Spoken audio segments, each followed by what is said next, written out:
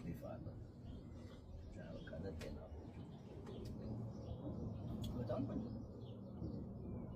አየውና አዳም ይበዛል በየቦታው አዎ የውስጥ ዘሮዋል ቢው ከላገሪቱ ላይ ይብዛም የጤና አዳም ያለግንበት ጤና አዳም በጣም ቆንጆ ነው።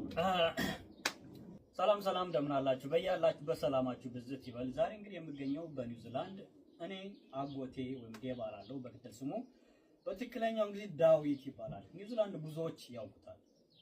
ገጸ ባህሪው መልካም ቅልቦና ያለው እንደ ምርጥ ተዋናይ ከሁሉም ጋር የሚግባባ እንደ ጎበዝ ዳይሬክተር ትንሹን ትልቁን አክባሪ ሰው የሚለውን ለሰው ልጅ አስተማሪ እንደ ጀግና ደራሲ ብሔር ዘር ሃይማኖት ኢትዮጵያዊ የሚል ኢትዮጵያነትን በውስጡም በውጭም ይዞ የሚንቀሳቀስ በኒውዚላንድ